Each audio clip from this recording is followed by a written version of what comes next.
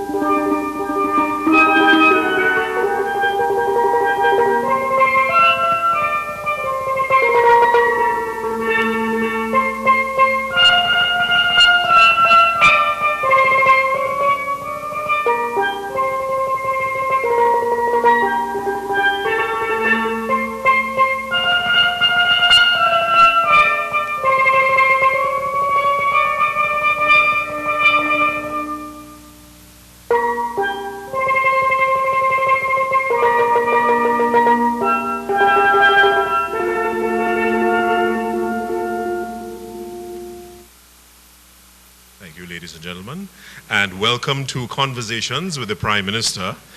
Since 2017, 3 conversations were held at Maloney, Point Fortin, and St. Augustine communities to gather ideas to move Trinidad and Tobago forward. Tonight, the 4th in the series in the Mount Hope, Mount Lambert community is the continuation of a quest for democratic involvement and people power. And now, ladies and gentlemen, please welcome the Prime Minister, Dr. the Honorable Keith Rowley, to open this conversation with an introductory address.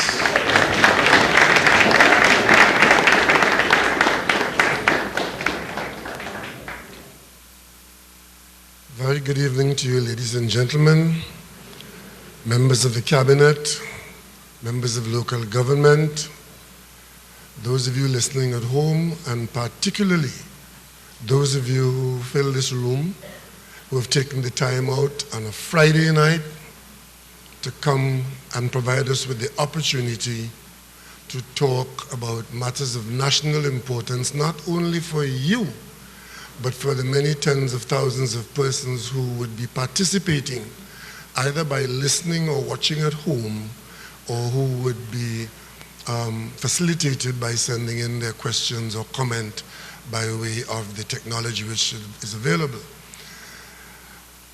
I want to thank you all for coming here, because it's easier to talk to people who are directly in front of you than to talk to nameless, faceless people on Facebook and other places where information comes to us.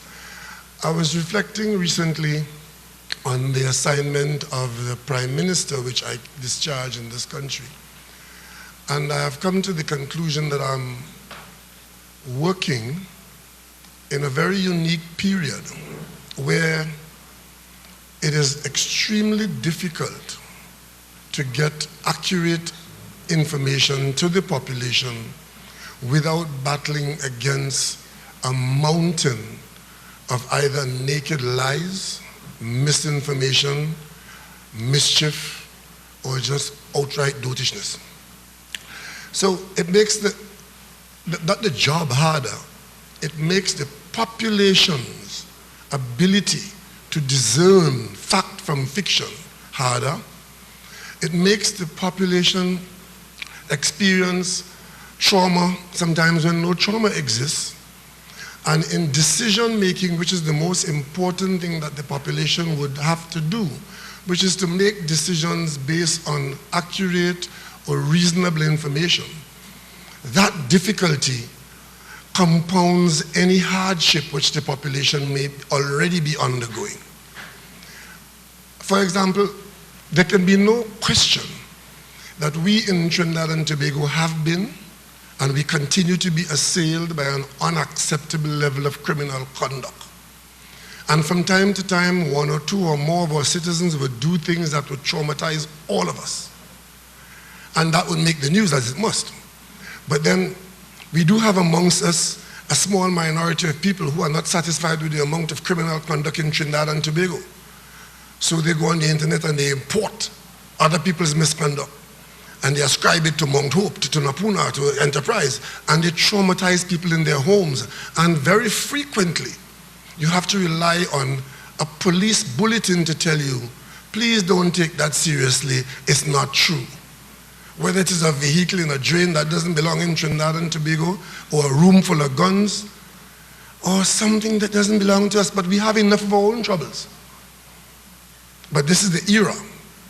This is the time when technology controls the life of very many people, and we are all exposed to it. So this kind of gathering, where people can come from their homes and sit in front of the leadership of the country. Tonight I can see here 3, 6, 9, 10 ministers, 11 ministers, 12, 13, 14 ministers. 14 ministers of government are sitting here tonight.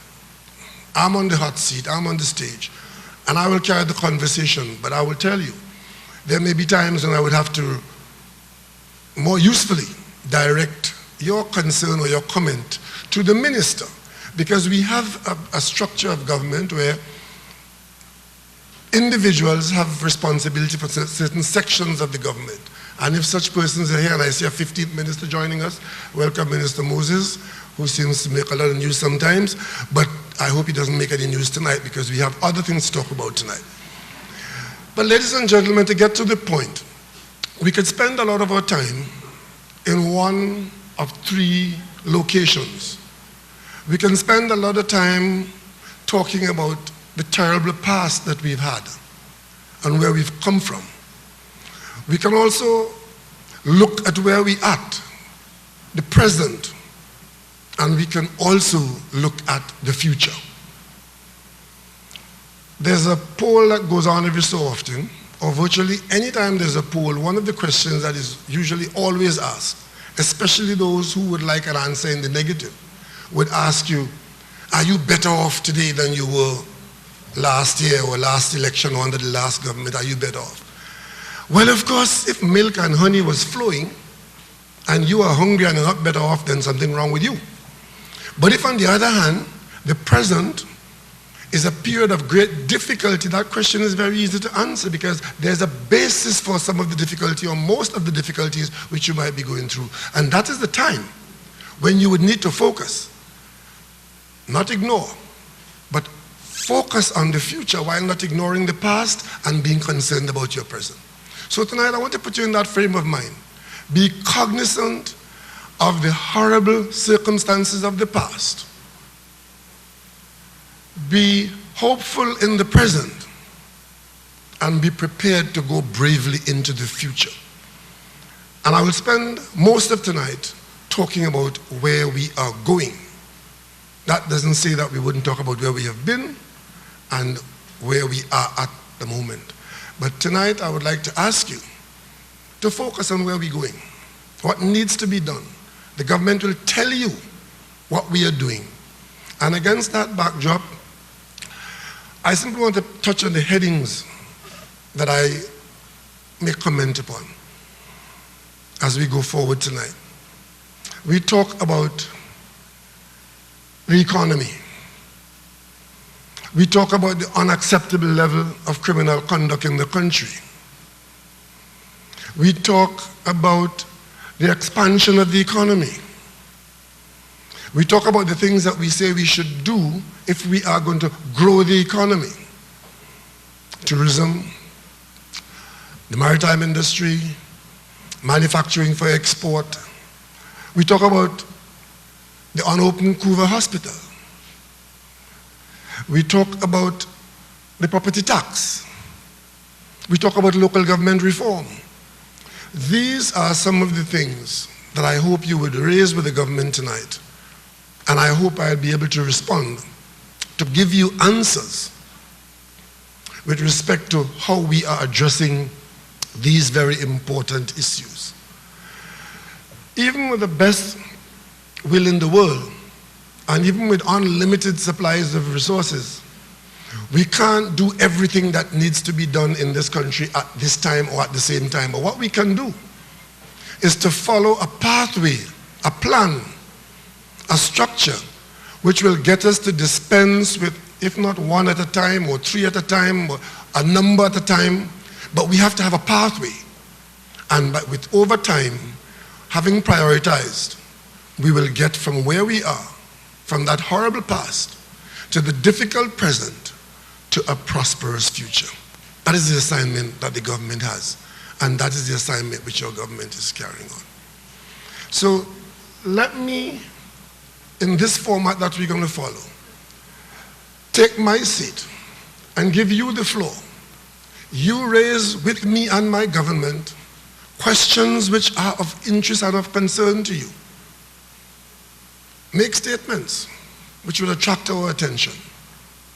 The whole country is listening, and let's have a conversation. Thank you and good night for coming. Thank you, Honorable Prime Minister. And just a refresher and reminder on our ground rules. If you can keep your cell phones on mute or vibrate, give us your first name when you ask your question, and then keep your questions tight. And after you've asked the question, please be seated. Also a reminder to those of us following on Facebook and Twitter. We're looking forward to your questions and comments as well. And send your questions on the Twitter account at OPM_TT. And on Facebook, you have two choices. Send to the Office of the Prime Minister of Trinidad and Tobago and CNews Live. Without much ado, let's proceed.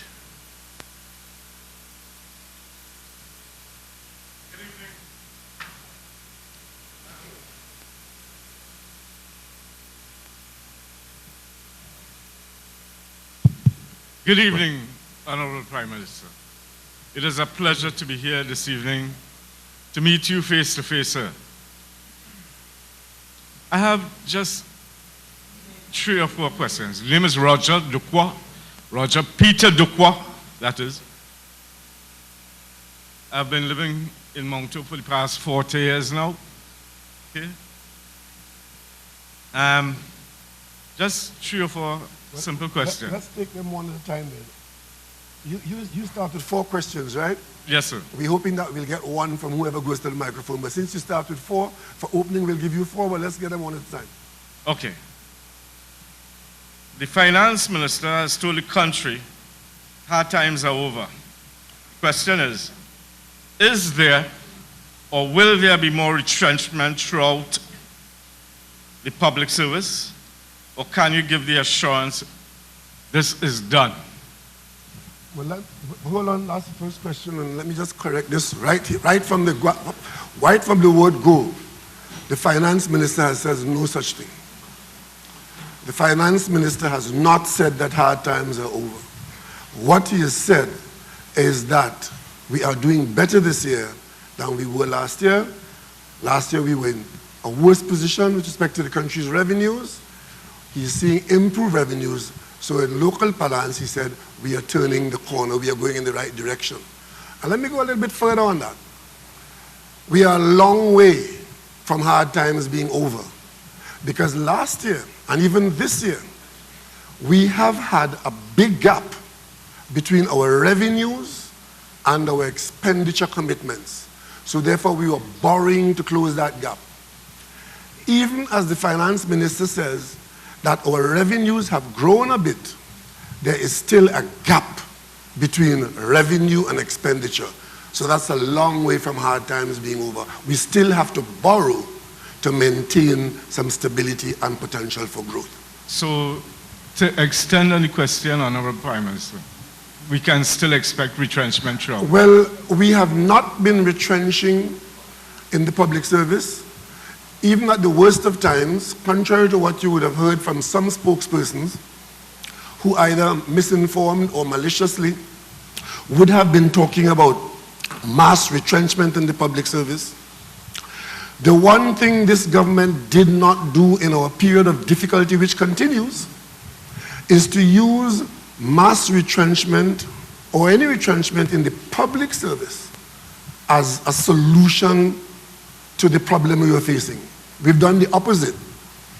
Given the difficulty we were facing, the government gave job preservation the #1 priority. And therefore, not a single gazetted public servant was retrenched in Trinidad and Tobago. It might be difficult to believe given what you were hearing. This government, with a collapse of the country's revenue, took the position to maintain the job levels in the public service, even contracted workers, some of whom contracts might have come to an end. We had instances of contracts not being renewed depending on the usage, but we have not engaged in mass retrenchment in the public service. And to answer the other part of your question, whether you can look forward to, if I can give you an assurance that there'll be no retrenchment in the future, what I can say to you is as long as we keep going in the direction that we are going now, retrenchment in the public service is not in the near future and does not form part of the government plans at this time. Honorable Prime Minister, may I remind you that you have taken a decision to send home several of your professional people from UTT, sir? UTT is not the public service. UTT is not the public service. So if you want to talk about state enterprise sector, also let's identify. The public service are those persons who have permanent jobs and are gazetted in the various ministries, right? And to the extent that there is some retrenchment at UTT, I do not expect that to be described as mass retrenchment in the public service. Okay. May I proceed to the... You have one more question. I have answered 3.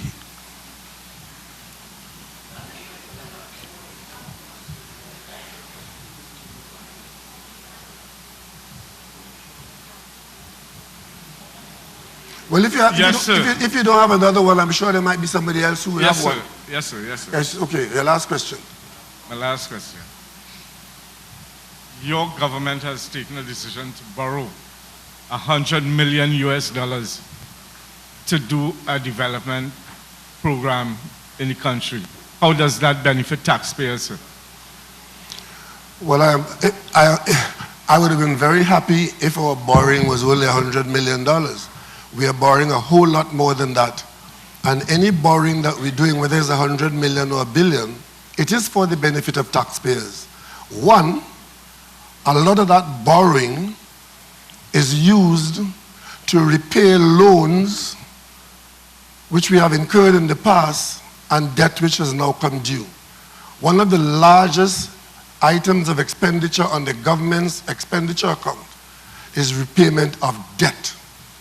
And we do borrow into the budget so as to be able to service that debt. Money which we borrowed sometime before, but which is paid on an annual basis. Secondly, we borrow to ensure that we have a development program. We can't just sit on our hands and say, well, look, we're not going to do anything in the country because we have no money. But we believe that we have a future.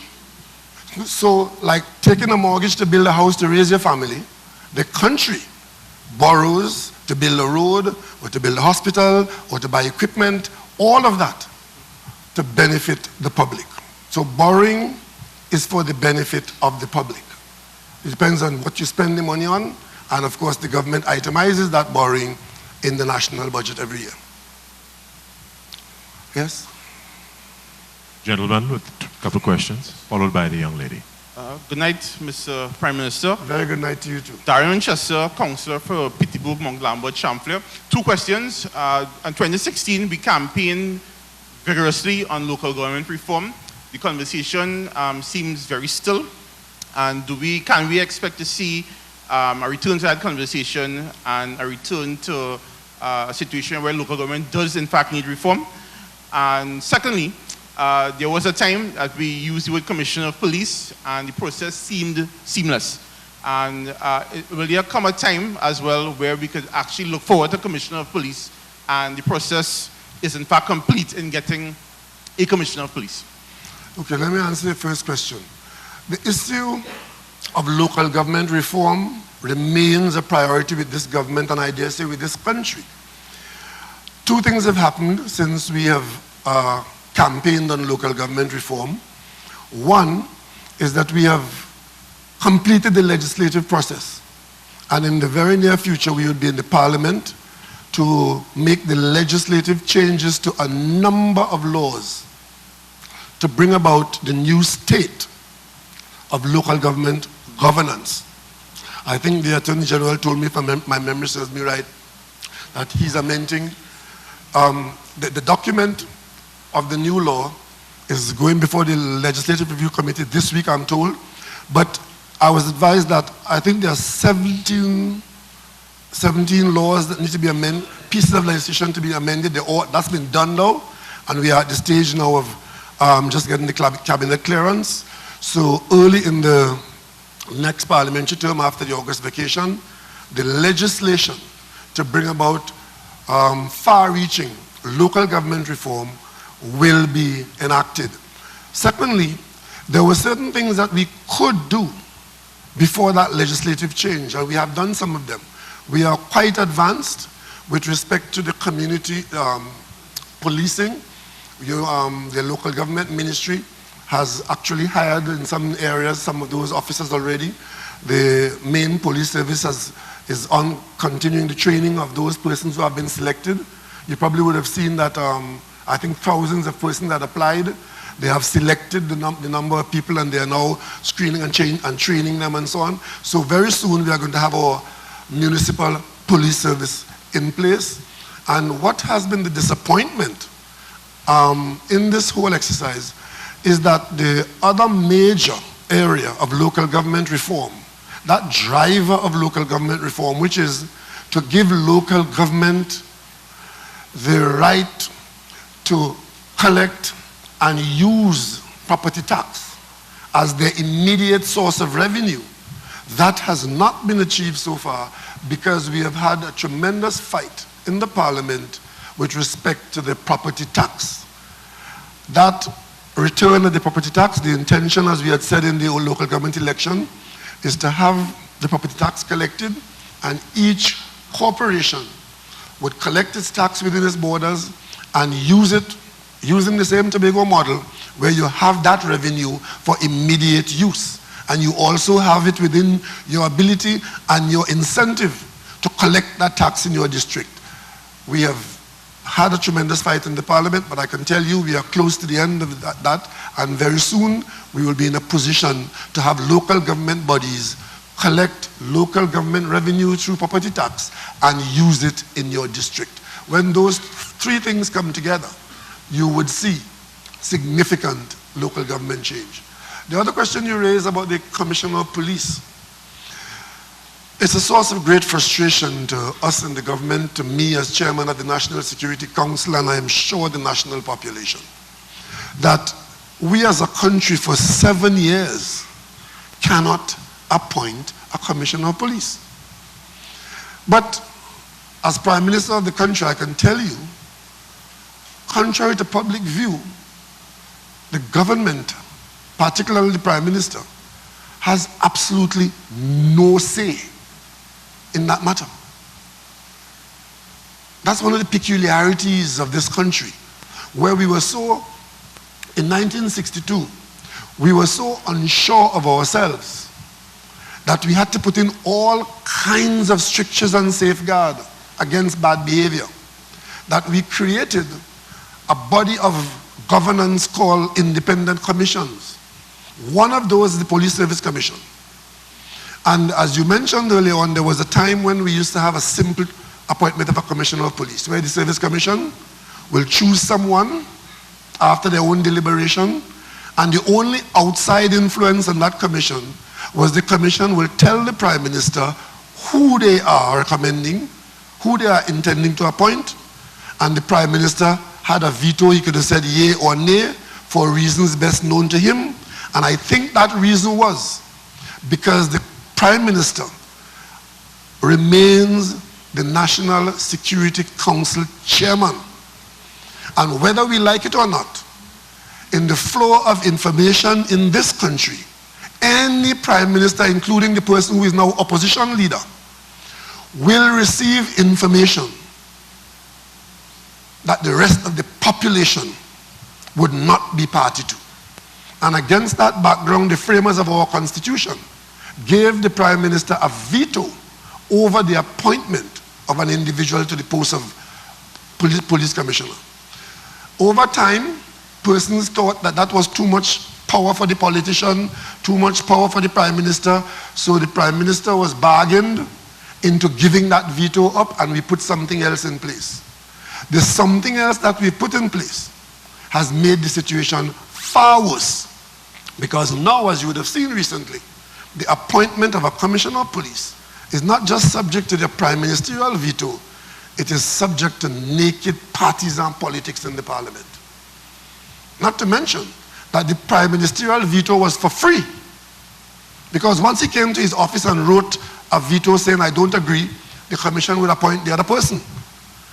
This current arrangement costs millions of dollars. And as you will see, it also costs reputations, and we still don't have a commissioner of police. And the one person who has no role whatsoever in it is the prime minister. So we are hoping that somehow we can get out of that situation, and the Police Service Commission, which is now currently reviewing the last effort, will come with a recommendation which the Parliament can address, and we can have a commissioner appointed. Hi, good evening, Honorable Prime Minister and members of the Cabinet. Thank you for being here. I have two areas of concern. One of them is with regards to this beautiful community centre. With regard to what? To the community centre. This one? Yes, this one that we're in right now. It's a lovely one. It is a lovely centre, which I think we can all agree on. What we're having some problems with right now is understanding why it has not been made available to the residents of Mount Hope, Mount Lambert. And if you could give some clarity as to why it has not been made available to us for use, that's the first area of concern. Are you saying that it has not been utilized? It has not been utilized. It has not been open to us. And I was just wondering if you could give us some information related to that. I know that there was a grand opening last year. We were all here. We were excited. But we have not actually had use of the center. So that's one area of concern that is really troublesome for us. And the second is special needs is a problem within our country. And I understand that our school systems cannot manage all of the different needs of the children who are coming into our primary schools, our secondary schools. We have situations of children who have intellectual developmental delay, children with autism, and I think we can do more as a country to provide support for our children. So can you please let us know, does the government have something in place to help support the educational needs of persons who are differently abled or who have special needs? I have heard the Minister of Education address this very important issue not too long ago. And to make sure that you get the most appropriate answer, I'll ask the Minister to respond to that. Thank you. Bakanal. Thank you, Prime Minister. Thank you. Is that mic on? Are you hearing me? Oh, yes, Yeah. better. Yes, thank you for giving me the opportunity to respond. As the Prime Minister has stated, I have responded to this on many occasions. At the Ministry of Education, we have a Student Support Services Division that is staffed by more than 500 persons. That division comprises a host of professionals in many areas, and they have been working very well. In cases where the affliction of the student is beyond the Student Support Services Division, we refer those persons to the Ministry of Health. But I'm pleased to say that that has been working well. Our Student Support Services Division has been working very well, and any problem that our students might identify, or it might be identified by the teachers, that is one of the things that we're doing. In addition to that, we have just put in place, and it was approved by Cabinet, a system where our students can be referred directly to the Ministry of Health so that they can provide the services that will allow our students to benefit, and those students who have challenges. You know, this government, as often said by our Minister of National Security, we adopt a one government approach. So we work with all agencies to ensure that our students and our children in the education system are adequately taken care of. Thank you very much. May I please respond to the Honorable Minister? Please. So I am very well aware of Student Support Services interaction within our school system, and they do a wonderful job. I'm speaking specifically to persons who may have been tested by Student Support Services, for instance, and we are finding more and more persons who are coming with issues such as autism, or they are having specific learning challenges that our school system currently cannot handle. Can we therefore put things in place where we have public schools for those who have specific special needs? And I'm not talking specifically about mental health issues such as depression and anxiety, which I know Student Support Services deals with a lot. But having schools for persons who are slower in terms of learning, because we do have a number of persons who are being filtered through the educational system, and they are not being well supported. But if my limited knowledge in this very specialized area serves me well, isn't it the new thinking that separating children and educating them separately because of their challenges is not recommendable, and that we are to absorb them within the mainstream? So that is how it used to be before, where we separated people, and then later on the learning was that we should not do that, and we go the other way around now. So if you say that we should have schools, are you recommending that we have schools that are catering only for students who are learning at a certain pace? Well, it is one recommendation, and it's not the only recommendation. I'm also asking that if it is we are doing integration, that we also have teachers who are specialized with education and the resources to help persons with special needs. Because there are a lot of children who are coming into a very full class, and they can't work at the same level or same pace as a student in another class. But Okay. I thank you for that. And I'd still like to get some clarity on the first area of concern, which is the community Yes, center. I'm very, on your second question, which was the non-utilization of this facility, because you just jogged my memory that I opened this facility a Right, few you months did. ago.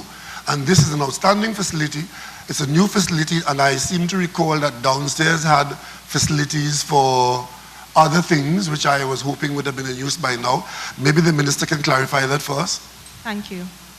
Thank you, Prime Minister. Good evening to the live audience as well as our listeners and viewers.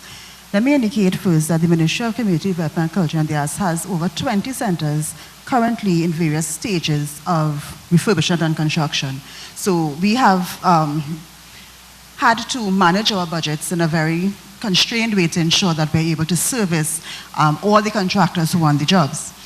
We'd also be aware in this community that this center had a very convoluted construction history. And so in order to finish the center, we had to bring in a new contractor while there was still some issues of some of the equipment that had been stolen and lost and so on. So while the center was finished, there was some issues to be sorted out in terms of variations due to the fact that you had two different contractors on the job and so on. The contractor, let me say, has been very willing to assist us, and in many instances when the center has been used, even though the final payment has not been made to the contractor, they have facilitated by allowing the keys to be given and the center to be used. So the center is not in full use. However, the center has been used since it's been opened. And so we are now clearing up the last details of the variations that have to be paid, and that will be sorted out with the contractor soon. The board has been appointed to this center because, of course, as a very big center, it does need a board to ensure that it is utilized properly and taken care of. That has been done. And so we are now poised and at the point where the last payment to the contractor can be made and the board can be instituted to be able to run the center efficiently and ensure that it's well utilized by the public.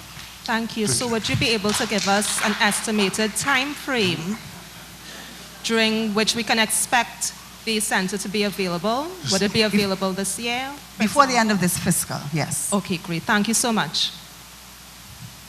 And in the interest of moving things along in terms of our time, we'll take the next question. We have a number of questions from social media, which Honorable Prime Minister will love to get in. So can we have the next question, please? Good night, Prime Minister, audience. Very good night to you. My name is Suzanne Figaro. My question is the government going to build more houses? And can I get one? Yes, the government will remain in the housing construction program, but there has been some slight difference in the focus. What has happened over the recent time is that in order to increase home ownership, the HDC has been focusing almost exclusively on building homes for sale, for mortgage. That means only persons who qualify to carry a mortgage were being serviced. But if you know how the application list is made up, of the tens of thousands of persons who apply and who look to the HDC for relief in public housing, a huge amount of those persons can only afford a rent. With the best will in the world and with the best facilitating policy in place, the cheapest mortgage in place, such persons are not able to access housing if housing is only by way of mortgages. So what we have done is to change the policy a bit and say that the government is going to focus now for a little while, at least going forward, on building houses or apartments for rental to service this need of those persons for whom a rental would satisfy their needs. And these are the people sometimes who are at the bottom of the economic pyramid with children and so on, and their needs are quite acute. And what we've done so as not to kill off the supply of homes for mortgage purposes is to invite the private sector to take a bigger role in producing houses for mortgage, because there is a market there of people who can pay that mortgage. And that is the policy and the program we're working with in the HDC now, and we are expecting that when that kicks off in full, that both ends of the spectrum would be well satisfied. So, but government will remain a provider of housing, of public sector housing. Thank you. Yes. Honorable Prime Minister, just before we continue, we have some questions coming in from social media. And this one came in before the program. You're sure that they're real in Trinidad and Tobago? Yes. This one comes from Mr. Carlisle Roberts from Mount Lambert. And he says, I am of the view that Tobago should be a state as exists in the United States of America. What are your views? And his second question is, when will local government reform be completed, and why not adopt the British model? Well, I've just touched on the local government reform in some detail there, and what we are expecting is that by the end of this year, we would have got the local government legislation passed, put into operation. We would have got the revenue issues and property tax back on stream and so on. So by Christmas, I would think that local government would have seen a facelift. The other question about Tobago being a state, I hope you didn't mean Tobago in a state. No. There are all kinds of suggestions as to how Tobago's development can progress. I haven't heard that one before about being a state like an American state. But there is a proposal before the Parliament on the Joint Select Committee, which says that once and for all, this question of full internal self-government for Tobago can be answered by changing the arrangement between Trinidad and Tobago now from a unitary state, which was a ward, where Tobago was a ward of Trinidad and so on, to creating a sort of a federal arrangement. And if that is so, then that is the closest I think would come to that suggestion. And it's not anything, that would not be an earth-shattering development. In the Caribbean, we already have that sort of model, the St. Kitts Nevis model, where Nevis has virtually full control of his business. Tobago I've heard Tobago leaders use that as an example of what they would be satisfied with. But it is now out there, it's in the Parliament, it's never gone that far before. It's in the Parliament. The Parliament Joint Select Committee is talking to Tobagonians, and I guess that same gentleman may have put his point of view forward. And let's see what comes up, and it all depends on what the Parliament is prepared to do with respect to giving Tobago greater autonomy and a greater role in managing its affairs. We open the floor to the lady. Good evening. Good evening. My name is Alicia Modest. Good evening, Honorable Prime Minister, members. You know, I'm taking this opportunity to thank, it's just to honor someone who helped my son and I. It's an honor to stand before here today to express my gratitude to the Member of Parliament for St. Joseph, Mr. Terence Diaz-Singh. Diaz-Singh.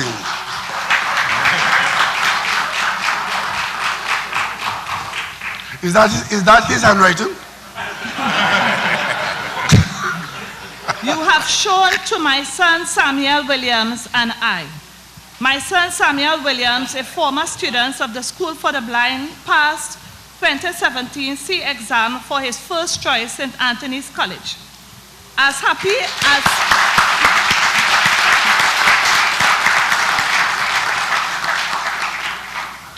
as I was not prepared for this transition.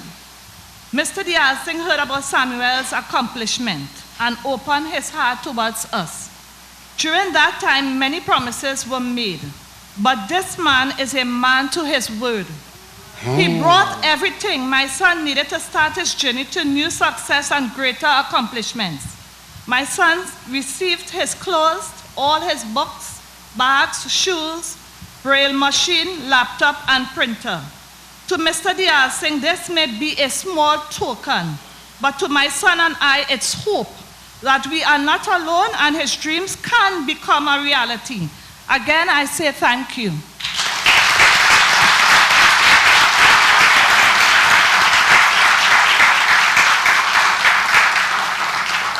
We'll take the next question on the other microphone, please. Yes, good evening, Honorable Prime Minister and other members of the Cabinet. If you would speak into the mic a little closer, we'll hear you better. Okay, sure. And thank you. A very hearty welcome to the communities of Mount Hope and Mount Lambert.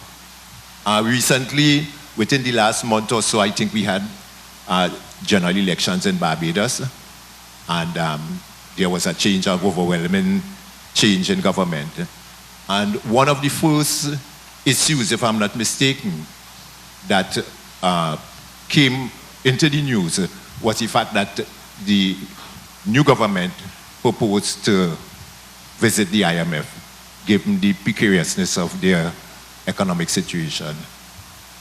In that context, I ask, what is the chances or the likelihood of Trinidad and Tobago having to follow suit and to visit the IMF, to knock on the doors of the IMF?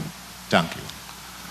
Well, to answer that question, one has to understand very clearly what the IMF means. The IMF is the International Monetary Fund. It's a bank, and it's the lender of last resort. It is when all else becomes unavailable, you then turn to the lender of last resort. Trinidad and Tobago has not been in that situation. We are not in that situation. And under this government, we are not likely to be in that situation. Because as leader of this government,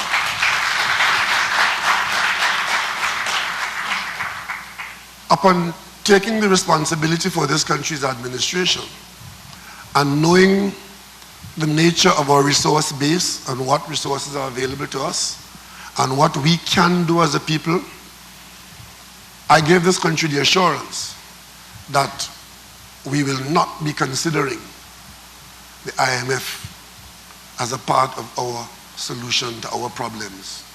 But that goes with a caveat. It means that to avoid the situation that Barbados is in, we as a country have to do certain things which may not be pleasant and popular.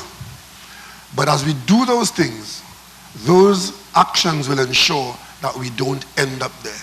Because what happens is that if you borrow money and you owe people in running your economy, and there comes a time when you cannot pay the people that you owe, that is when you go to the IMF.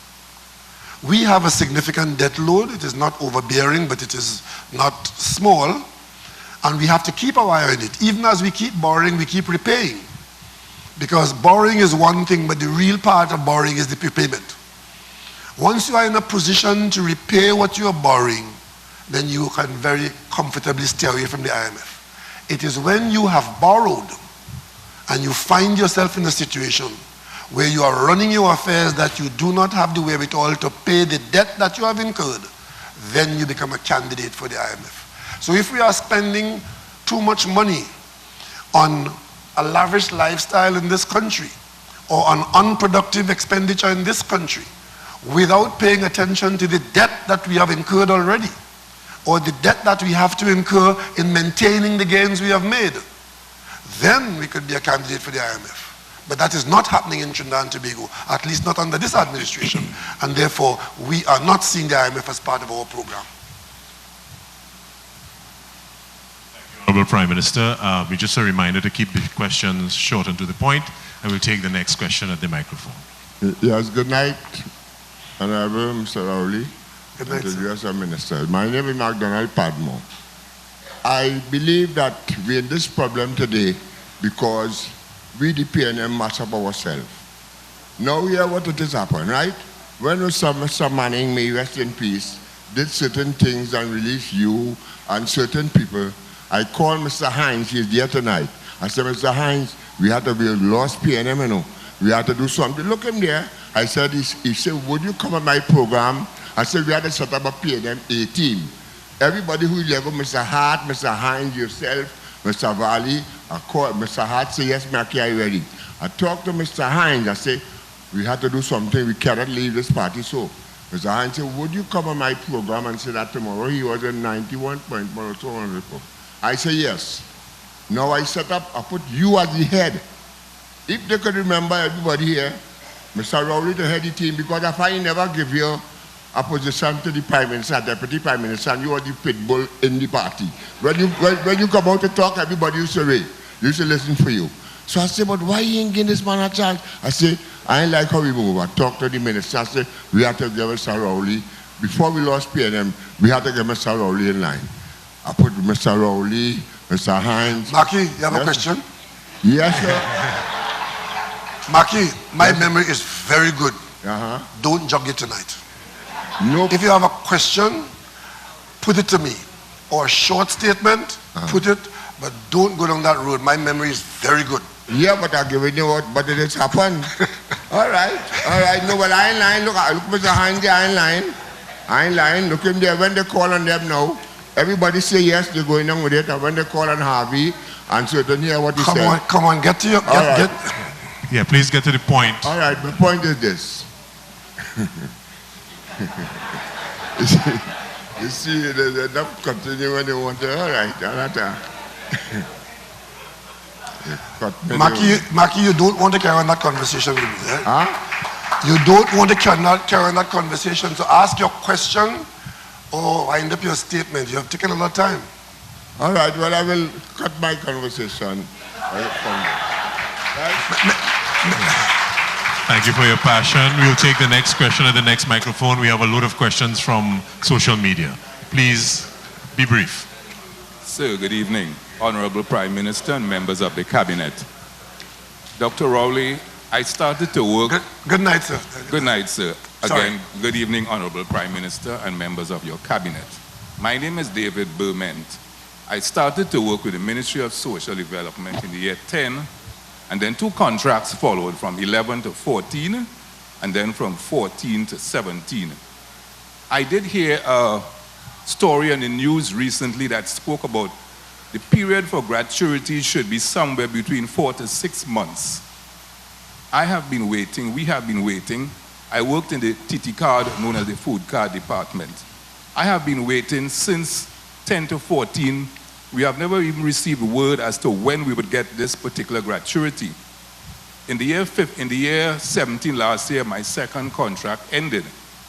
And we are still yet to hear anything about our gratuities. I am asking your help, sir. I took great pleasure in serving the people of Laventil, Beetham, etc. But, sir, I am eagerly awaiting my gratuities. We are asking for your help. Well, thank you very much for raising it here tonight. I give you the assurance I will raise it with the relevant minister. I don't know what the problem is, but if there is a problem that is in the way, I would raise it with the relevant minister, and if there is a funding issue, The Minister of Finance is listening to this broadcast. He's in bed tonight with the flu, but he's listening to it, and we'll see what relief can be brought to you and the other officers who you're deserving of your gratuity. And while the payment could be delayed or might be delayed, that seems to me to be an inordinately long time. So we'll look into it. Thank you kindly, sir. That was in the Ministry of Social Development, you said, right? Yes, sir. Yes. Okay. Thank you again. We're taking some notes on these kinds of issues, so we'll see what we can do.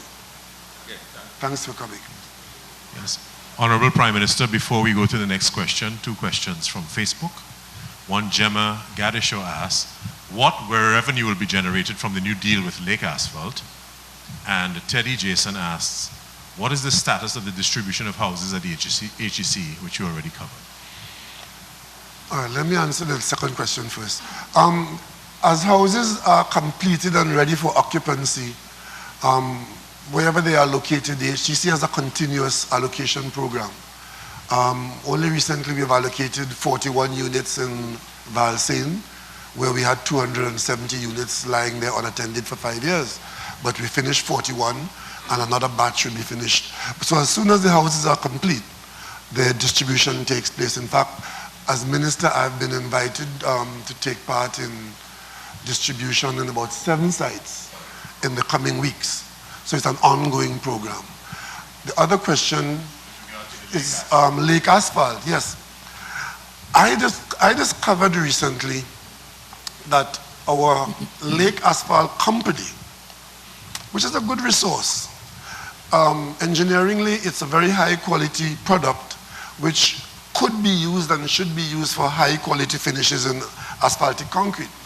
But over the years, Lake Asphalt's production has dropped to an alarmingly low level, to the point where it could not pay its workers, largely because its production was low and it didn't have markets for this very good product.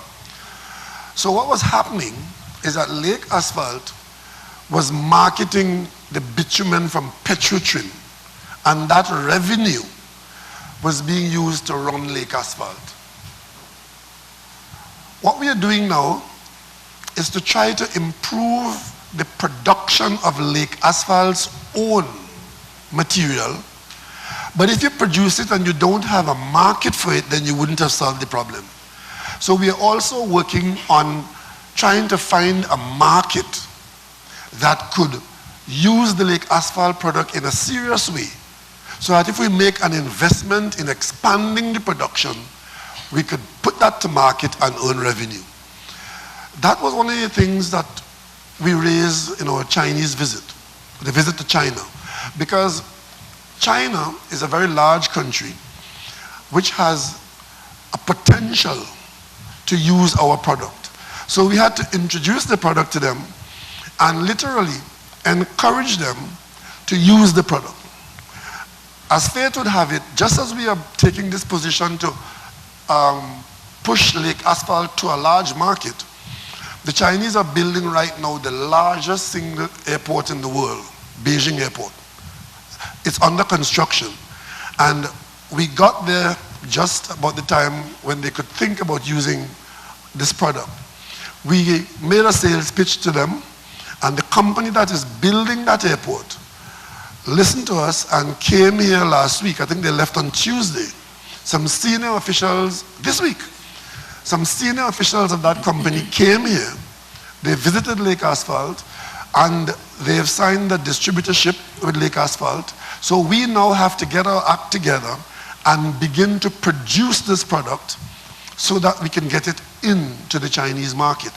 If we are fortunate to get our Lake Asphalt utilized for paving the Beijing airport, it will be the biggest advertisement ever for Lake Asphalt's product. And then we could try to market it for other usage in that very large market. So that's what we're working on right now. And if we are successful, it would be an earner of foreign exchange.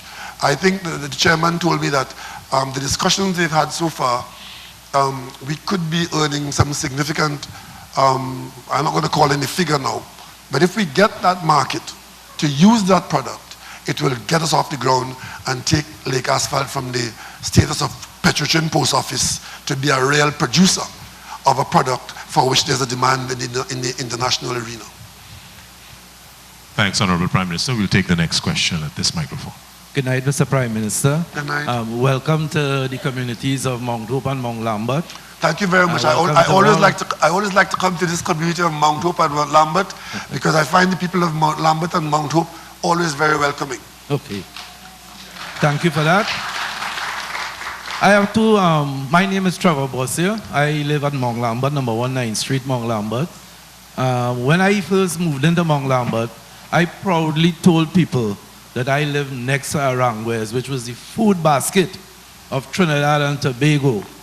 But unfortunately, that basket is now becoming a concrete jungle. So my question is whether the agricultural land in Mount Lambert is now being used for housing, and how is it that I'm not hearing any noises being made by people who are making noises elsewhere, right, about the decimation of agricultural land? I know that a lot of, you spoke earlier when Ms. Figaro asked the question about housing, about the private partnership and so on. And I know a lot of people are taking the opportunity because of incentives offered to build apartment buildings and so on. But what we are seeing happening in Mount Lambert and Aranguez is, apart from the apartments, we are seeing a lot of factories and warehouses and so on. And I'm wondering what impact that would have, one, on the traffic situation, the water situation, because when you concrete places, you get flood. Right? That's the first question. The second well, that's a big one. Let's deal with that one. Land utilization is a function of its location. It is where land is located that it will be desirable for certain purposes. And the Aranguez lands, like the Woodbrook lands, like the Diamond Vale lands, were all good agricultural land. But because of their geographical location, those lands have come under tremendous pressure for alternative use. So whereas in the early days, Diamond Vale was, and Covine were cocoa, when you produced cocoa, Woodbrook was an estate producing food. Over time, as the population grows and the demand for housing grows, those lands were sacrificed. And what is happening in Aranguez now is that pressure, where the land is far more valuable, and without strict law enforcement, in keeping with the approvals, and in many instances, persons would build without approval, multi-million-dollar buildings, on land which has good soil capacity, carrying capacity, and in the absence of the kinds of law enforcement that this country has been accustomed to, you will have that encroachment on agricultural land for other purposes which are more economically profitable. And that's what you're seeing there. And the Town and Country Planning Department and the land use planning arrangements, we are not a country that is known for enforcing laws and regulations, because we are the country of how you going to demand that? The man done build the house already. But of course the man built with no approval where he was not supposed to build. And that is a cultural thing, because even the law enforcement officers are reluctant to enforce the law to protect areas that ought to be protected. And of course then you have the fad of those who promote themselves by trying to defend, when in fact a reasonable change of use is what is required. So we have not distinguished ourselves in that way. But better land use planning, better law enforcement, and a cultural shift could see us protecting some more of those lands. The Orange Grove lands are coming under pressure. That's the next piece of excellent agricultural land, which is surrounded by a demand for other usage. And it takes a certain amount of firmness to protect the agricultural land from those other uses. All I ask, Mr. Prime Minister, is that we look at impact analysis, impact on the other users and the other constituents in the area. Well, right? With respect to the impact of the utilization, the carrying capacity of our roads, that when Town and Country approve new developments, they take that into account. how much water is available, how much electricity. Those are the things that they take into account when an application is made for significant development. But where you already have development, upgrades and improvements are easier had because you already have certain amount of infrastructure in place. So these are the challenges of urban planning, town planning, and the maximizing of the resources that we have.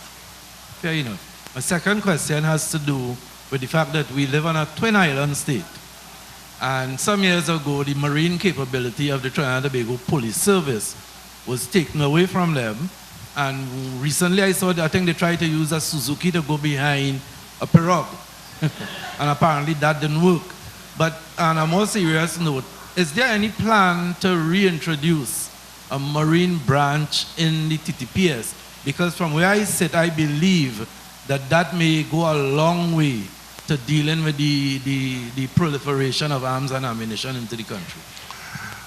There are 2 points of views within the security services. One is that the Marine branch was a waste of resources, and it was a place where certain officers hide.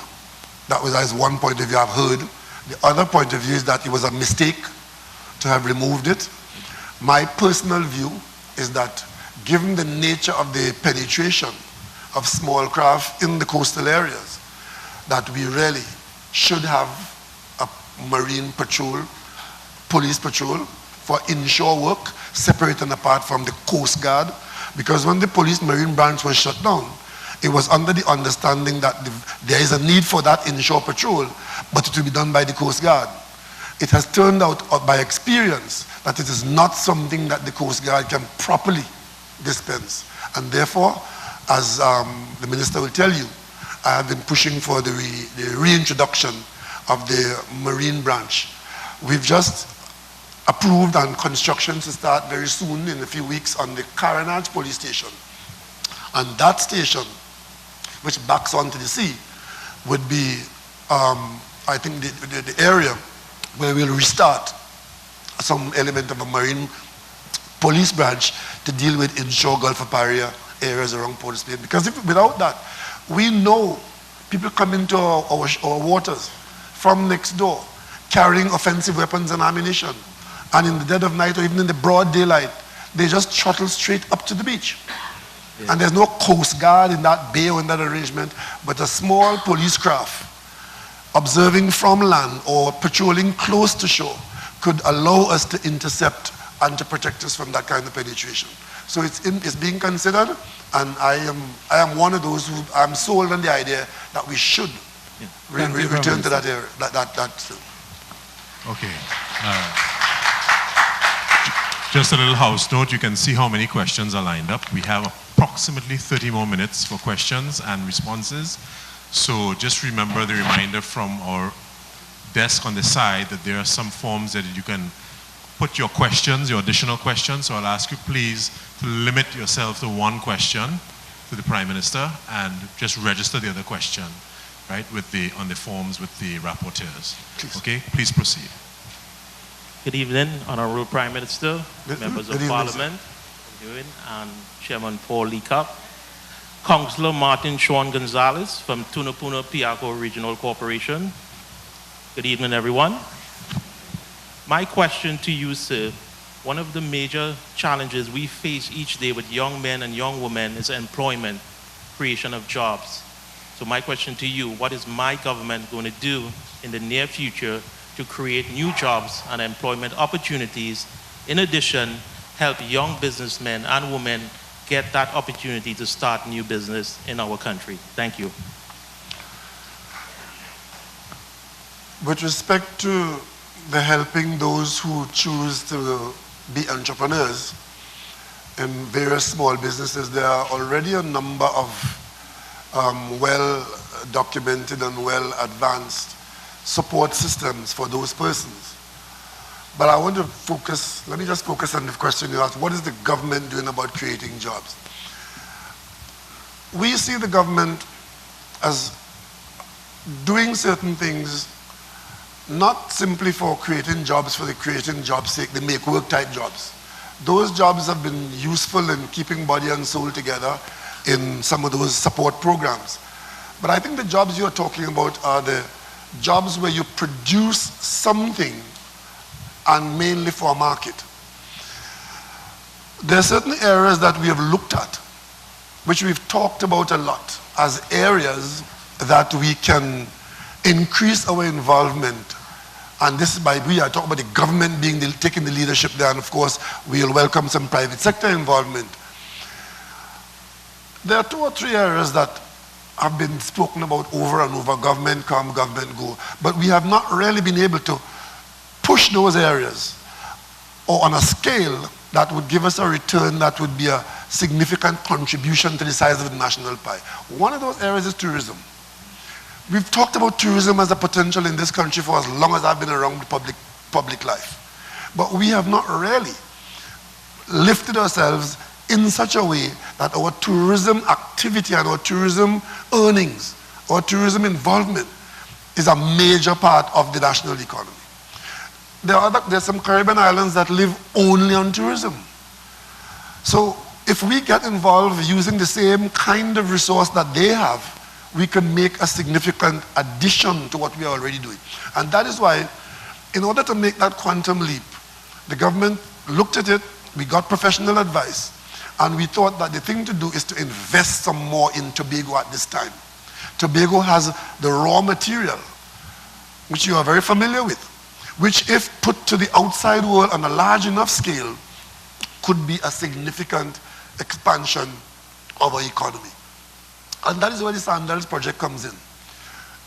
A large enough hotel, well advertised, drawing to us significant airlift. And as you bring that airlift into Tobago, you don't just bring it for that hotel alone. You bring it for the tourism effort of Tobago. It brings jobs, indirect and direct. And we can do a whole lot more with respect to tourism on that basis. We may probably have other hotels that may come because the destination can be marketed at a higher level. The same thing with marine. We spoke about the potential to have a marine business in Trinidad and Tobago that can employ people and offer a service. That is one of the things that we raise with our Chinese counterparts, because we say the geography of Trinidad and Tobago, where we're located in this part of the world, if we get an investment made in Trinidad and Tobago to provide dry docking services for major ocean-going vessels, which come out of the Panama Canal, goes around South America, goes across to Europe. If that service is available in Trinidad and Tobago, in an area where we have some experience, because the people who work in the oil and gas industry, that kind of business would be right up their alley. And if we make the investment and open those dry docks to the world, we can employ a significant number of people in good jobs and earn good foreign exchange. But sometimes you find that to get these things done, the private sector would not do it on its own. It usually needs the government either as a partner or an investor. And that is within our policy. It is P&M policy that where we see something to be done, if the private sector won't do it, then the state sector should do it and carry the private sector along. And eventually what we found is that if we are successful in the public sector, the private sector becomes interested in the finished product. So that's another area, and we're working on that. As a matter of fact, the cabinet is currently looking at, just about to receive a proposal which was worked on for about the last year for a major dry docking facility with a Chinese company which is offering to take, at this time, they're offering to take 20% equity in the business. The government will take up the rest and we'll borrow and put the business in place. It's for the La Brea area. That is very close to getting to the cabinet. We are still at tying up a few loose ends. And the other thing is manufacture for export. People tell us, well, we could do this, we can do that, we can do this, we can do that.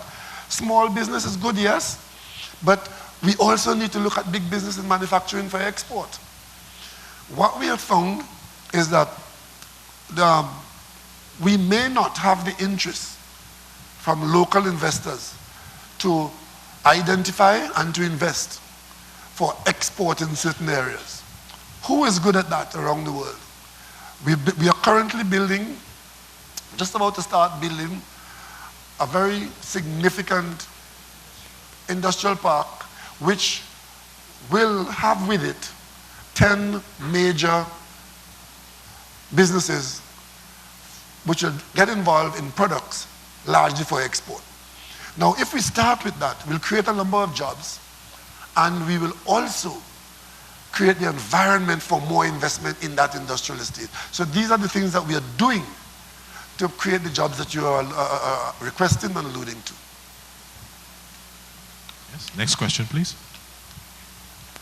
I must say formally, a special good night to the Honorable Prime Minister. My name is Vincent Hernandez. My two questions to you are: one, HGC. What about the HGC? I have been having some problem with HGC with reference housing, which I had applied. I'm also a member of the Protective Service. And I had applied, and I'm been waiting about 13 years, and every time when I go down at HGC, they keep getting a lot of run around. They keep putting you, go upstairs, come back downstairs, go upstairs, come back downstairs, and I can't help you. That is their attitude. I was there up to today, and I say I had the final straw. I have to come and meet you, to see you, to talk to you concerning this matter. That is one. And two, I think the government should form a rental board unit. A what? Rental board unit. People, or landlords I should say, who have their properties for rent, when you call them, they give you some kind of ridiculous prices, and they're giving you about your car bring no family, your car no more than 3 cars. I think I need to come and see you, that I could sit down and show you the Bible I have in my bag from HGC. All the different ministers who I go to concerning housing. And I just keep getting the run around until I had 2 interviews where I'd also pay to do a search where no reveal. Okay, let me just say something to you. There are 100,000 people applying to the HGC and more every day. I don't believe it's 74. So, I say I don't believe it's 74. I use a wrong figure, 100,000. Because I will tell you, my friend, they will tell you too, some people apply 3 or 4 times, expecting that by applying often, that will help you. What they don't understand is that the computer might kick it out. But the bottom line is, you are looking for housing in an area where there's a tremendous demand. And therefore there will be, with the best will in the world, frustrations. I'm not talking here about how the officers treated you.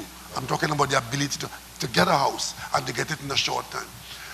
The demand for housing in this country is great. The supply is short. If we do 5,000 houses or 10,000 houses for the year, you're still just scratching the surface. Because there are many tens of thousands of persons who will not be served. What we're trying to do here is to have both the public sector and the private sector involved. You mentioned something about a housing board, a red board. May I remind you that there was a time when there was a rent restriction arrangement in there. And again, it was found that that was not helping to solve the problem. In fact, it was part of the problem. Because if you restrict the rent in such a way, then you restrict the investment in private sector units. And that then prevents additional units from coming on stream. So after a while, it was abolished because the private sector was not then interested at all, which meant that everybody is now looking to the HDC. We are now at a stage where we are trying to encourage the private sector and the public sector. And together we expect that we'll produce more housing units. If you've applied from 13 years ago, there are certain restrictions. It may be that maybe you apply when you were a single man. If you are a single person applying to the HDC, you are the lowest person in the allocation list because priorities are given to families. Because if we have a shortage of houses, it is reasonable that you give it to families, especially families with children, as against a young man who just wants a bachi. Right? So these are the realities. So going to the office often may not change that. The allocation policy would tend to want to favor families, especially families with children. So I trust that you would understand that and still be wanting to own a home and, I presume, raise a family and so on, but there are challenges there. Right? But if there are problems of unfairness and so on, that's a different story. Okay? So probably I could just come in and meet with you and bring the Bible, as I say. I might be the minister dealing with policy, direction, but the people who actually handle the units, the keys, might be other, not might be, but are other people. We have the HDC, the chairman, there's a board, there's management, there are officers and so on. But if there are difficulties which you think should come to my attention, then please send me a note. Okay? Will do so. Thank you. All right. Before we go to the next question, just a couple of questions, Honorable Prime Minister, from social media. Kiana Smith asks, public tenders have been published for the Toko port. When will government begin consultation with the people of Toko? And David Peer asks, what is being done to expedite the payment of pensions to retired public servants? With respect to the consultation, there's a process that you have to follow. And as soon as we get to the stage where the application for the works are, that requires, that's where the consultation is a requirement. So that stage will come within the application process. That's for the port.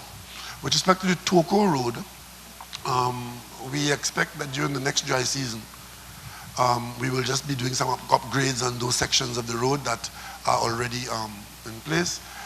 The biggest problem we have, to get to Toko, you got to pass Komoto, you got to pass Valencia, you got to pass Andy Grande. This dry season, we had expected to build a piece of road from Komoto to Manzanilla.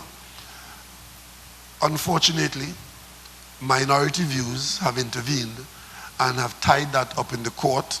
Even as we won the case in the court, they will not give up. It's my way or the highway, or no way.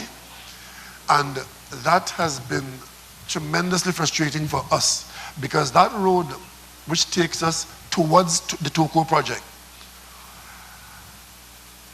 it is the only road that I know of in this country where when you started construction, the state had every single approval that was required, right down to local government approval.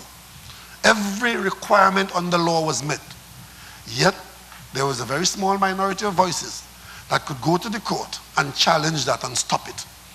We restarted it. We won the case. We restarted the project. They go on an appeal.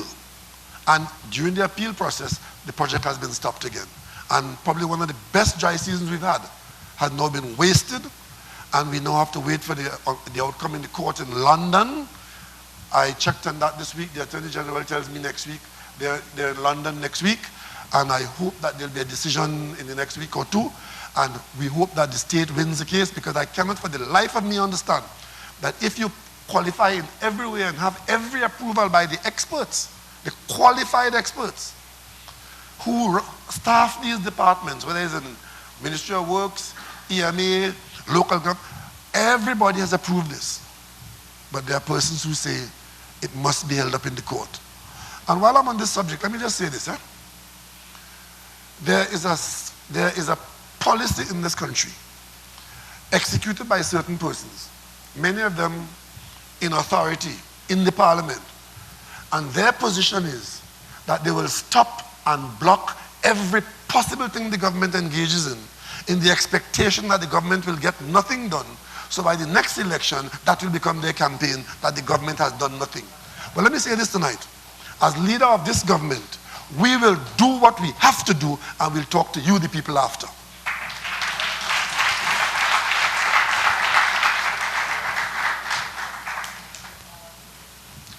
On the other side. Hi, good afternoon, the Honorable Prime Minister, the members of Parliament, and the chairman of this proceeding tonight. My question was partly answered by you.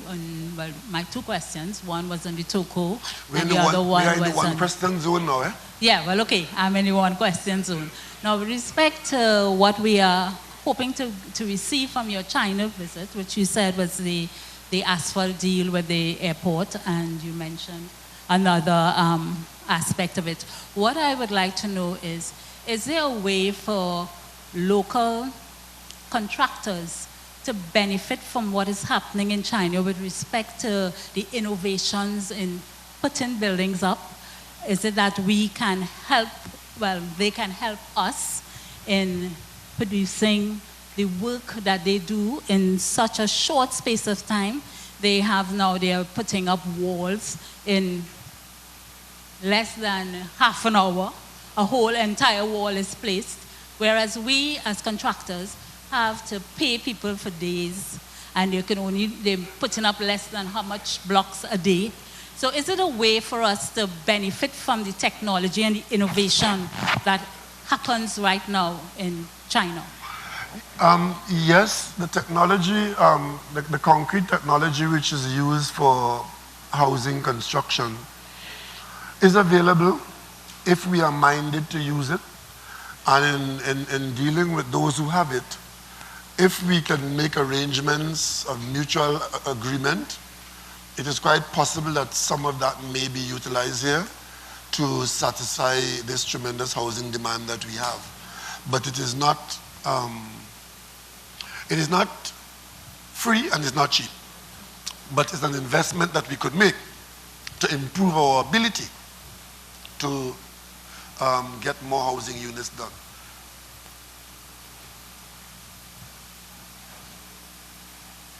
Good evening, Prime Minister. Good night. And your executives. We last met at the Hyatt during the Energy Conference last year. I was the person who spoke to you about concerning Lake Asphalt, concerning record technology. I kept on working, and I have some good news for you. I have met with Sony Music, right? Sony Music is interested to doing some work with Lake Asphalt. They said they will provide the technical support and so forth. And Sony Music is presently building two of the largest record pressing facilities in Tokyo. And I said that we could supply them with that kind of chemical. I have an endorsement here from Sony Music, which is, his name is Joy C. Right? I've met Sony Music, courtesy Caribbean Dance Music Executives, who's based in Trinidad and Tobago. We will love to meet with you, Prime Minister, and continue this conversation further in terms of capitalizing on this opportunity. Apart from that, Calypso Rose also signed her signature here on this album. Marshall Montano's signature is here. So they support initiatives such as these. Thank you for the question and your passion and contribution. Yes, good evening, Honorable Prime Minister, members of Cabinet, and ladies and gentlemen. My name is Khadija Benjamin Tyrell. I'm an environmental planner. Could we hear her, please? Yes, I'm an environmental planner, and I was happy to hear today you saying that we want to talk about our future and where we're going to go. We spent a lot of time talking about the now, and I just have a few comments. There are no questions, and I hope that maybe some of my comments could be taken further, maybe by the ministers who are here. So one of the comments that I have is on our waste management general issue. We know that the rainy season is here, and we will actually be seeing the culture of littering that we have in Trinidad very soon. In our rivers, in our drains, on South Key, and that kind of thing. I heard recently that 70% of the waste that we produce in Trinidad can be recycled and can be reused. And recently, the Minister of Public Utilities was saying that we want to focus on the bottling bill by the end of the year. But I feel that we can increase that scope and work on more materials that could be recycled, because that's where we're going to have to end up in the next 20 years. So if we're going to focus on the bottling bill this year, maybe we can look at the integrated waste management plan and look at the other materials that we do have that can be recycled at the same time when we're putting this plan in place. And what's happening worldwide is the recycling isn't really done by, say, swim call. People who consume the waste, they're the ones who are doing the sorting, and then we get rid of the government or whoever's involved gets rid of those waste items. So it's funny because I sent several proposals to the HDC and to other agencies saying how we could maybe get a program like this started, because I've lived abroad and I've seen how it can work, and it seems that people don't regularly respond to emails or requests for you to come in and see them and that kind of thing. So that has just been my experience, but I just want us to look at expanding the waste management options that we're currently looking at to focus on the flooding issue, as well as, yes, to focus on the flooding issue. So one. All right, okay, thank you very much. Yeah. Okay, thank you for your question. We are currently in the process of looking at a waste to energy, utilization of waste in energy generation as one way of treating with our waste, and also of treating with recycling of plastics and other recyclables. That matter is now with us, and maybe I see two ministers, the one who can tell you a little bit more. Who wants to get up? Minister in the red shirt. Yeah, you got a mic there? Yeah.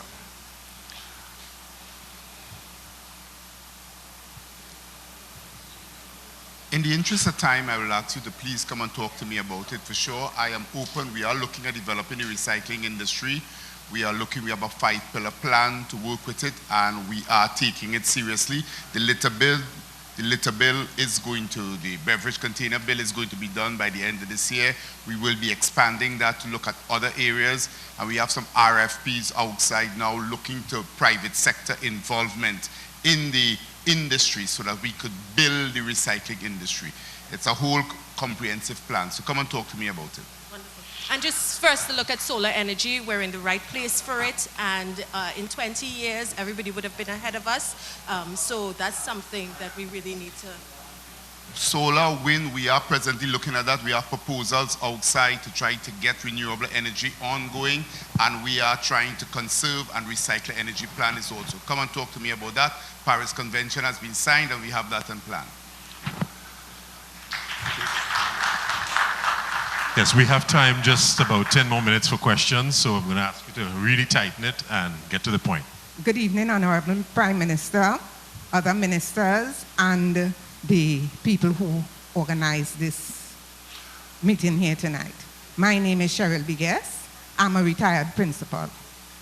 I have an issue that is a bugbear. I recently bought a piece of property in Mansalina. The access, or Warden's Road, has been infringed upon by Arlene Cato and her daughter, Melissa Samuel. And I am trying to get the Sangre Grande Regional Corporation to light a fire and demolish the illegal structure that is preventing me from accessing my property. Honorable Prime Minister, as somebody who has served this country loyally for close to 40 years, I am appealing to you to get Mr. Rondon and the people at Sangre Grande Regional to quite quickly have these people remove their property so that I can I get the point. Thank you. Mr. Rondon's boss is somewhere in here. So he heard you? Oh, Mr. Rondon is here. Okay, better still. Mr. Rondon, why are you not doing your job and letting lady get you out?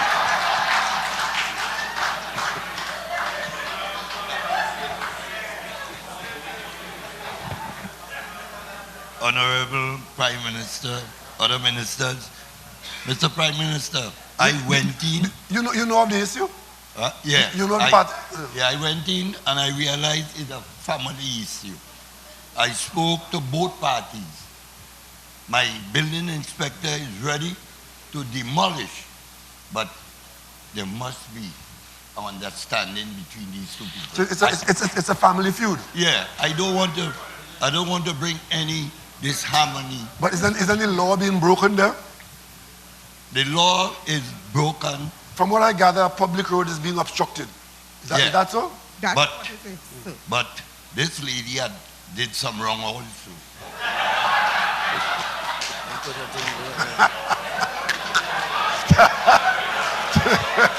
What is wrong that I do? May I? Okay.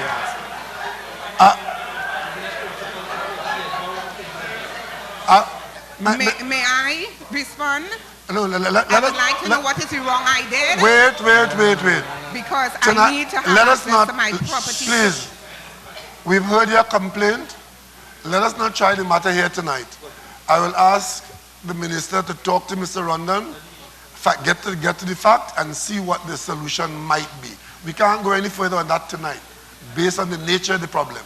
So let somebody else ask a question then. Yes, we next talk question, to you. please. Good night, Mr. Rowley. Good night, everyone here. I'm glad to be in this presence. My name is Dexter Dantley. I just have a statement, and I want to be short. Good. I'm hoping in the future that the present immigration laws and statutes that exist right now be revisited.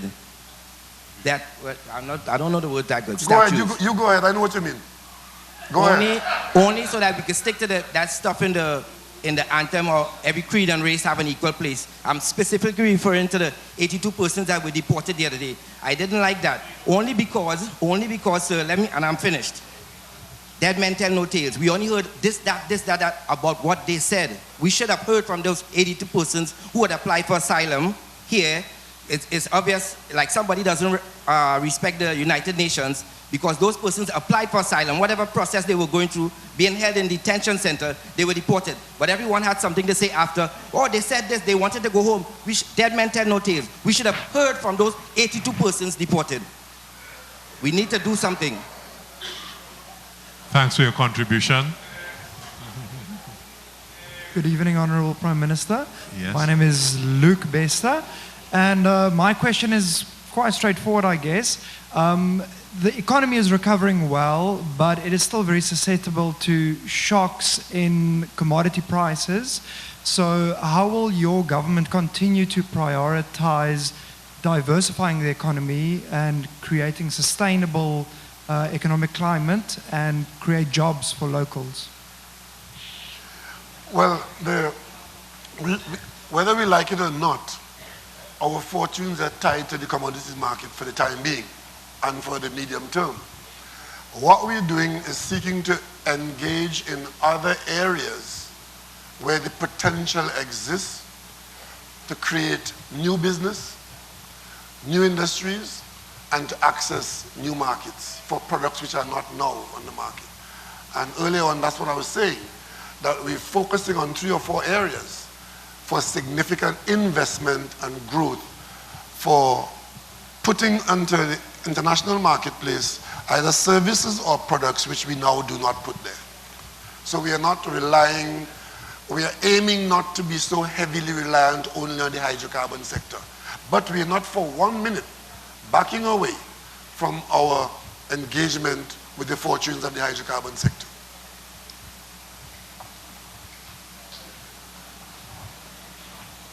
Good night, everyone. Good night to all, to Dr. Rowley and all his ministers. First, I want to commend you for making yourself and your ministers so readily available tonight. I think it's a wonderful thing. I want to also say that Trinidad and Tobago is one of the best countries to live in, all things considered. All things considered. And so, I believe that there are some mighty precious values that we must always implement. And some of them we must implement now. such things as recycling, a quality of life program that allows for all of us to be able to live comfortably, free and fair, and free from all fear. I come with two suggestions. One suggestion about the recycling. There's a gentleman who passed recently. His name is Aldwin L. Lee Kwai. He was a significant technocrat in this country. He was my mentor. We buried him last week. He was working on a number of initiatives, and recycling was something that was very near to him. So here's my simple suggestion about how we can start a recycling program in this country very quickly. Every day, between the hours of 5:30 and about 9 o'clock, traffic is moving very slowly past the Beetham landfill. I would like to suggest that all of those persons who are passing from way south, way east in Toko and coming down every day, that they can get their bottles readily available in a clean condition in a plastic type bag, and I'm being careful about the plastic type bag. And while they are passing, because when you get to the Beetham, or there are many places in Trinidad on the highway where you have persons selling you nuts, selling you all kinds of product. The people who belong to that Beetham community, we can make them become very valuable people and show them that we value them. And so I feel that with that slow movement of the traffic, persons can put in their car their bottles, plastic bottles that they use tonight, put them in there, and as the traffic is moving slowly and they get to the Beetham, there are individuals, there's going to be a nice cooperation that's going to go on, and they can just pass the bottles, and the bottle will be right, the plastic will end up at the perfect place. In the evening, between the hours of 4 and 6, or 3:30 and 6, the traffic is going in opposite direction. So persons who went to work, they can all come back and deposit the bottles on the other side. It will make itself into the landfill. I think that would be a great way, and I have many other suggestions for that would allow us to be able to start a recycling campaign simply. Okay, all ideas are welcome. Thank you very much. Good evening, Honorable Prime Minister. Good night. All protocols observed. I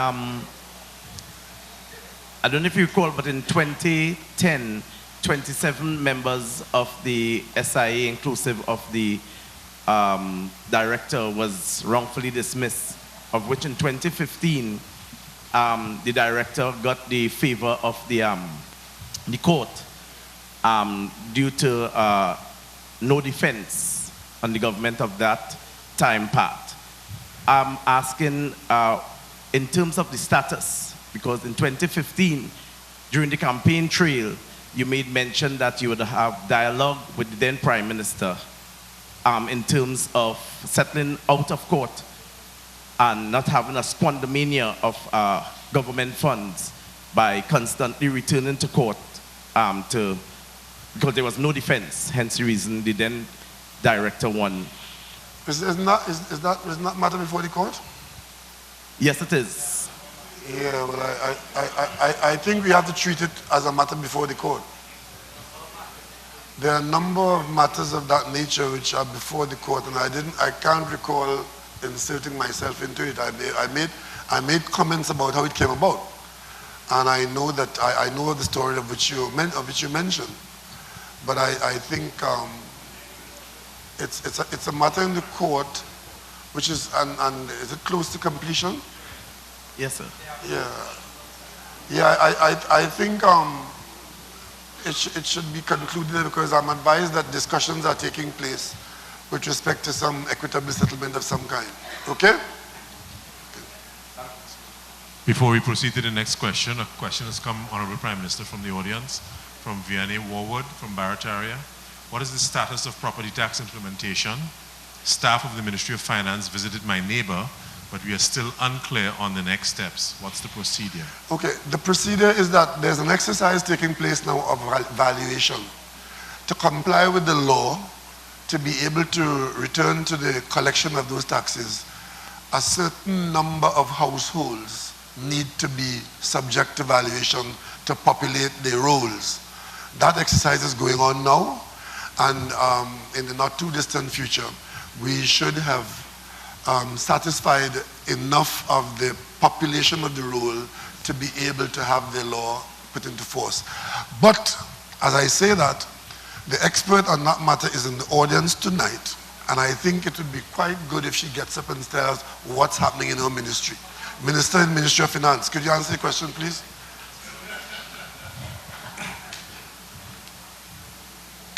Thank you, Prime Minister.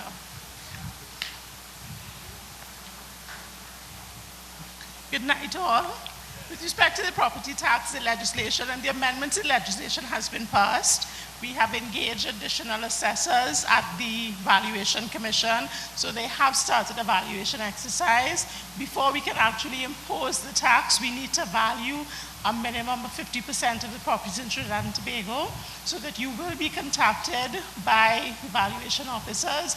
They will want to come and see your property to get a sense of what the value is, so they can populate the valuation rule. There has been a lot of scare tactics and misrepresentations about what we're going to value and how fowl coops and dog houses and so will impact the value. What the valuation officers are looking for is to get a sense of what a reasonable, normal person will pay to rent your property. And it is on that basis that the property tax will be imposed. Remember, when you hear these scare tactics, that valuation officers were doing work on properties up to 2009, and nobody has screamed out and said, well, my temple in my house has been overvalued, or my dog house, or my fowl coop. So please do not be scared by these things. I am quite comfortable that the valuations will be reasonable and that the tax will be affordable. Thank you. Okay, we are very short on time now with regard to the last set of questions. And well, we got 5 people there. If we get one question from each, yes, we'll round the night off with that. So let's get straight to it. Honorable Prime Minister, Ministers. Come straight to your question. Welcome. My name is Marguerite Miranda. I own a pet ambulance. What I do is I transport animals, pets, from home to a destination of your choice. I thank the Lord that Trinidadians are now recognizing the love and the need for animals, right? However, we still have a big issue with animals being tortured, being abused, being dumped all over. I feed 31 stray animals in the Aranguez area. There is a fine of $1,000 and 3 months imprisonment, or 3 months imprisonment. However, if animal advocates or anybody go to the police, they are not taken seriously. What I'm asking is if that fine could be increased, please, sir, and it be enforced by the police. Thank you, sir. Okay. The Minister of National Security will have heard that, and I'm sure when he talks to the Acting Commissioner of Police, people torturing animals must not be dismissed as a nuisance. It's an offense. That's what you're being told. And it's cruel. Okay? Good evening, everyone. In, yes, please. In 1978, I got a reference number for HDC. 1978. You were in school then? No. And in July... Did you say 1978? 1978, yes. I've been working since 1972. And you have not been allocated a unit? No, and then in July 2015, my name was published number 58, randomly, with all those who had over 15 years. I'm still waiting. My son was very hesitant about applying. He also have a family now, and we are continually going to find out what's happening for us to get a home. Well, in a case like that where you were selected early on, so what I would suggest to you is that you send a letter, just a note to the office of the chairman of the HCC, and copy it to me, and I'll follow it up for you. Thank you very much. Okay?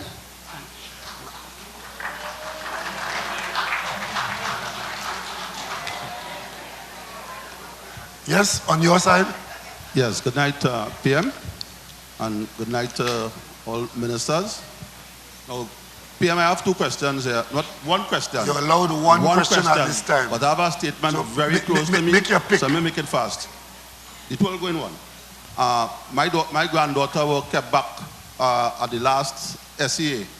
All right. I was kind of sad by that when she was kept back because she didn't make all the marks and so.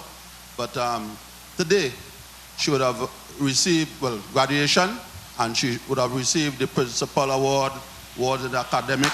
Very good. And best improved. All right? Very good. So, Congratulations. Minister of Education, something good is happening there. All right? Something good is happening there. So the teachers who you said kept back, the teachers who held her for additional attention made the right decision. Made the right decision. And you're happy with that? And I'm happy with that. Okay, good. Right. Now, the question really is here, time after time we hear about none or little productivity in the country. And government being the largest employer, I'd like to know what is done, what has been done to boost productivity in the country, in the public sector. Thank you very much. Well, the only thing that I know that's being done in the public sector is that from time to time we have some training programs. But I think the management of the public sector, anybody who is reasonably knowledgeable and honest will tell you that our public sector management has deteriorated considerably over the years. And the public sector is currently suffering from very serious challenges with respect to the management side of things. Because let's face it, if workers can get their pay for not working, many workers will not work, you know. And if the managers are themselves not up to the task or not prepared to provide the kind of management that is required, either because they're not properly trained or the wrong people are in the jobs or they just could not care and there are no consequences, then what is happening will continue. So what we're looking at now at the level of the public service is to start with an improvement in the quality of managers who are in charge of the public service and to allow that training and that improvement to work its way down through the workforce. Hi, pleasant. Good evening. I'll get straight to my question. I'm a registered nurse. My name is Janice Diane Butcher, and I have a passion for my job. I'm very passionate concerning caring for someone else. Now, I know when you started talking, Honorable Prime Minister, you said we are in a financial constraint, which I fully agree, and I know the reason why. Is that the reason why nurses are not permanent anymore and they are just working on contract? I don't know that nurses don't have permanent jobs. They're not getting permanent. I know there's some issue with respect to, the Minister of Health might be able to assist me with this. I was looking at an article in the papers recently which was giving the impression that, the impression I was getting from reading the article was that we do have positions into which we could absorb nurses, but the terms of their engagement are temporary. And I wasn't sure that that is a widespread policy, because we do have a public service establishment for nurses. And such persons going into those jobs are, in fact, going into public service jobs. And of course, additionally, we have contract workers. So maybe the minister might be able to clarify that for you. Thank you. Thank you, Prime Minister, and thank you for the question. As you know, the nurses are employees of the RHAs, which are bodies on their own. So all the nursing representatives on the boards have been given the mandate to look at this issue. So the 4 RHAs in Trinidad and the 1 in Tobago are currently looking at the issue under the auspices of the Permanent Secretary of the Ministry of Health and the Chief Nursing Officer. So I will have some more information for you once we have come to a position.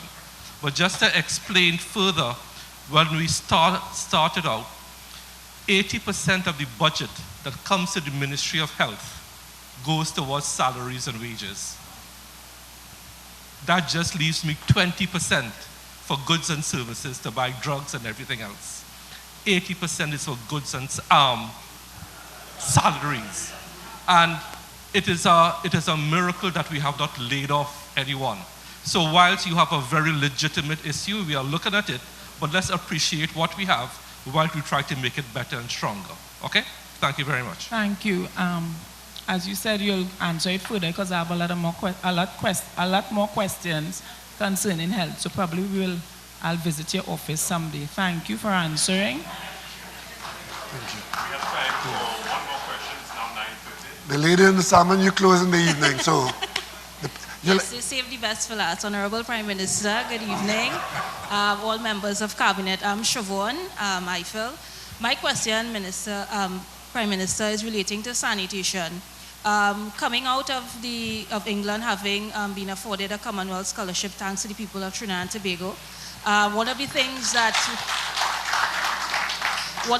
that has been overlooked across CARICOM is that issue of sanitation.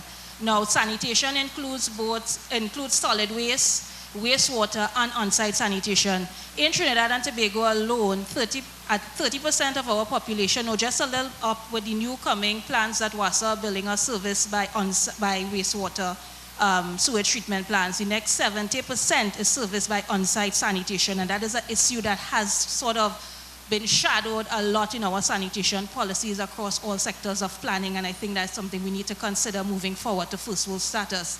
That being said, as a member of CARICOM, what I would like to see pushed within the CARICOM agenda is that aspect of on-site sanitation, seeing the devastation that disasters have caused across the CARICOM nation now.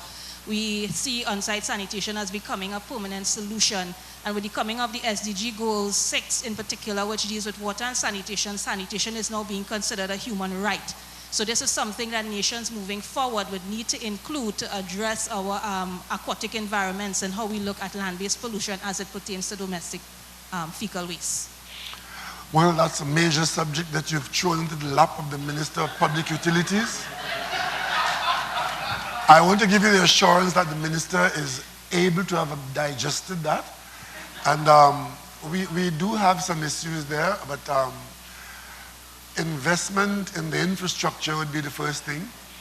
I'm not sure that it has risen yet to the right of a human right, because these issues are quality of life issues, and they are requiring resources.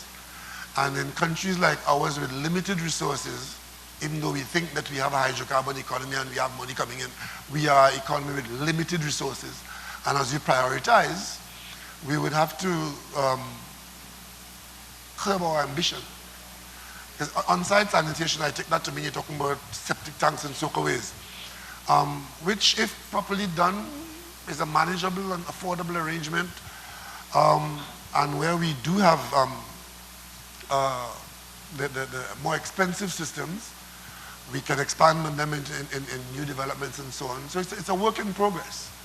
And we in this country have shown over the years that we are not shy to make investments in our infrastructure which advance our well-being. So I'm confident that as our financial circumstances improve, this issue which you have so eloquently described tonight will find its way up the totem pole of priorities. Right? You sound like a good champion. Well, let me... Yes. Go ahead. Ladies and gentlemen, we have now come to the end of our program, and we would invite you to have your comments registered with the rapporteurs on the side if we didn't cover everything, so that we have a beautiful representation of a wide cross-section of the community. I will now invite the Prime Minister to just give some closing remarks at the podium before we wrap up. Let me once again, ladies and gentlemen, thank you all very much for participating in this very fulfilling exercise. I am sure that there are many, many more issues that we could have touched on tonight, but given that we only had 2.5 hours, we did get some interesting comments and guidance. And as we go around the country meeting communities like yours and broadcasting it to the nation, I trust that this will help to improve the national conversation and to raise the level of discourse and to improve the amount of civility which seems to be in short supply. And more importantly, to separate fact from fiction. Tonight, for me, it was very rewarding to be able to talk to you about the responsibilities that you have given us. And maybe on the other occasion, we'll be able to tell you about some more of the things that we are doing. Because what we are in fact embarking upon is trying to treat with the country's issues and bring solutions to our problems day by day. It's not an overnight success that we are after. But if we, in a sustained, responsible, and honest way, treat with these issues and treat with each other, whether it is dealing with interracial solidarity, harmony and diversity, making the most of what little, growing the national pie, or being our brother's keeper, if we approach our problems in a manner that we all working together, this unity of working together on all these various problems, whatever they are, will guarantee us prosperity in the not too distant future. Thank you very much for talking. Thank you, Honorable Prime Minister, and thank you, members of the Mount Lambert, Mount Hope community, especially for your passion and your contributions, and especially those on social media. We couldn't get to all of those questions on social media. We had tons of questions on social media. But thank you very much for participating in Conversations with the Prime Minister, our 4th edition. On behalf of the Office of the Prime Minister, I'm your moderator, Marc-Andre Augustus, wishing you a good night. Thank you again.